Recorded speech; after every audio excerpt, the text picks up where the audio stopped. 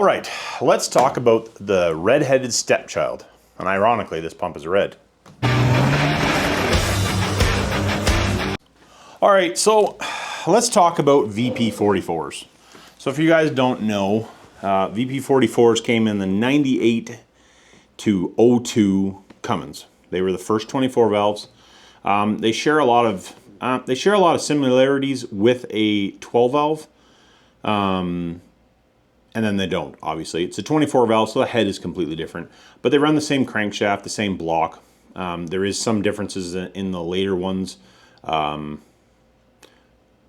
is some differences in the crankshaft. Some have a tone wheel, some don't have a tone wheel. Anyways, but the crankshaft is interchangeable. Block is interchangeable.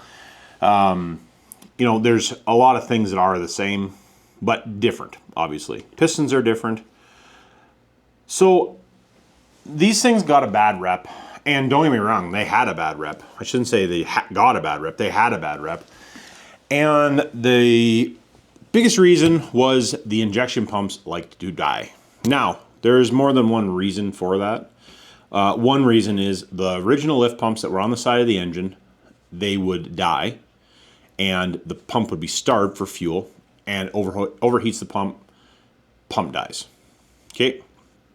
Now, after you put a fast unit on it, all that stuff, lots of guys, you know, they lose fuel pressure, then they put the fast unit on it, and then they're like, oh, everything's going to be good. I'm never going to have to worry about it ever again. Pump dies. Okay? The original pump that died after you had no fuel pressure, I'm going to say it's likely probably because you started for fuel pressure for a long time, and the pump was just beat from being starved for fuel pressure. Now, there is problems with the actual internal of the pump bores. There is some parts that wear out in them, but no different than, you know, like a VE pump or something like that still have problems, right? But it's electronically side of this pump that had the major issues for the most part. Now, that always wasn't the pump's fault.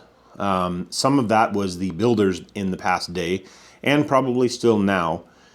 There's only one place that you can buy the actual brain of the VP44 that's any good, and that is directly from Bosch. They've had updates and all that type of stuff. Quite a few updates over the years, that, from what I understand. Now, if you buy a pump and it's cheap, like you buy a rebuilt pump and it's $800, there's a good chance. Well, I shouldn't say a good chance. If it's an $800 pump, you're not getting a new genuine Bosch circuit board. You're either getting a cheap knockoff, or they're replacing it with a good used unit. So take that into consideration. You're buying a pump from one of these things. They are not cheap if you get a good pump. Now, whoever you're buying the pump from, myself personally, no matter how much you're paying for it, I would want to know, is it being built with genuine Bosch parts? The internals of the pump, there's some of that stuff that can be, you can use different brands and that type of stuff, but the electronics, you want to make sure the electronics are made by genuine Bosch. Because otherwise they do have problems. And if it's an old one, man, it could be 20, you know, like you figure the last one was built in 2002 and we're 2025 now.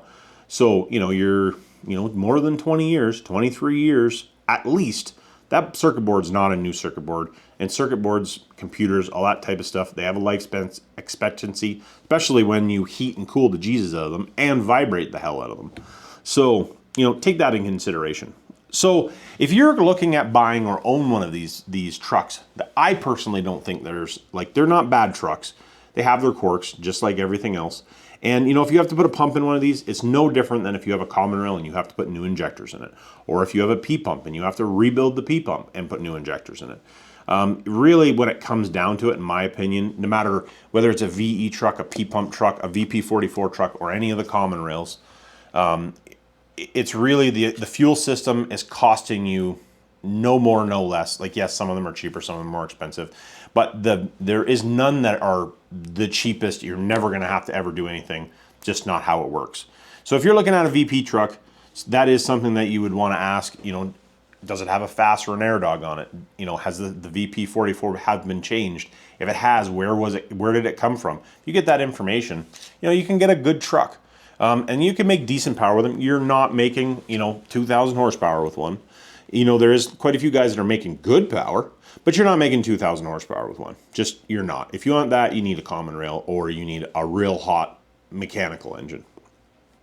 But if you just want a good driving, easy start, you know, 300, 400, 500 horsepower, a VP44 is a good option, as long as you're willing to put in a little effort to bring the truck back to where it needs to be. Now, something else that you want to note if you're buying one of these things is you want to make sure that the grounds are good.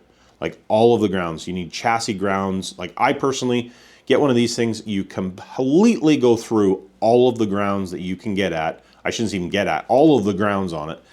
You want extra body grounds, you want extra frame grounds, you want extra engine grounds, because a lot of the electronic in general, if you have ground problems, you're going to have problems in general. For you guys that don't know that much about automotive, electrical. But 90% of the time, especially if you're having circuit board problems or, you know, in the newer trucks, tip-em problems and that type of stuff, it's because of grounds or a bad connection, which there again turns into a grounding, your resistance goes up and yada, yada, yada. But I just wanted to talk about these things. Yes, they have had a bad rep over the years, and lots of people still don't like them. You know, we used to P-pump, and I've P-pump swapped a boatload of them over the years. You know, like, and I still would, you know, myself personally, you know, if I had one, the VP44 was no good, unless the truck was real cherry and that's what I wanted. But most of the time I was trying to make a bunch more power with it. So like, I'm not going to keep it in a lower horsepower situation when that's not what I wanted. But if you just want a good running, solid truck, and you buy one of these, especially considering you can buy, these are probably the cheapest generation of truck that you can still buy. For the most part, you know, yes, you're going to have to spend some money on it. Don't get me wrong. But these are not bad trucks. You know, the injection pumps have come a long way. There's lots of different updates. You just have to make sure that you're getting the redhead in the right spot.